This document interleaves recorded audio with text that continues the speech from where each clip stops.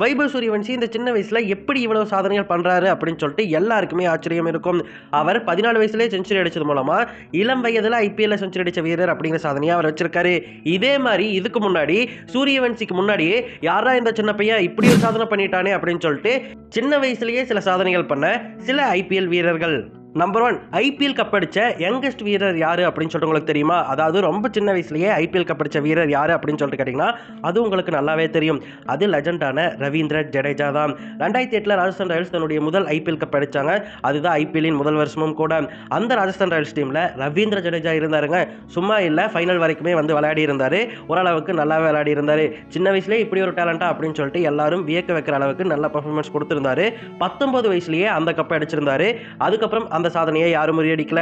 வைபவ் சூரியவன்சி அந்த சாதனையை முறியடிப்பாரா இல்லையா அப்படிங்கிறத மறக்காம கமெண்ட்ல சொல்லுங்க.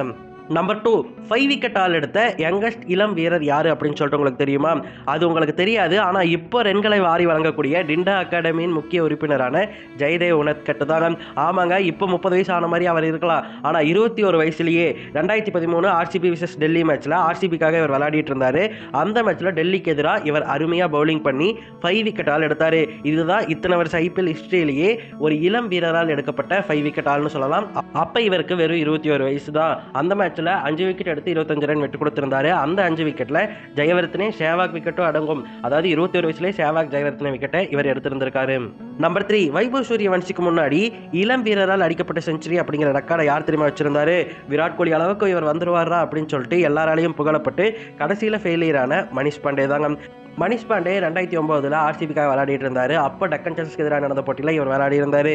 அப்போ இவருக்கு வயசு வெறும் 18 தான். அந்த 18 வயசுலேயே 67 பாலுக்கு அவர் செஞ்சுரி அடிச்சிருந்தாரு. அதோட 73 பாலுக்கு 114 ரன்களை கூச்சிருந்தாரு. இதுதான் இந்தியாவில் அடிக்கப்பட்ட முதல் ஐபிஎல் சதம். ஐபிஎல்லே ஒரு இந்தியாவில் அடிக்கப்பட்ட முதல் ஐபிஎல் சதமும் இதுதான். ஒரு யங்கஸ்ட் பிளேயரால் அடிக்கப்பட்ட முதல் ஐபிஎல் சதமுமே இதுதான். இப்போ இது 2வது இடத்துக்கு போயிருக்கு. முதல் இடத்துக்கு வைபவ் சூரியவன்சி வந்திருக்காரு.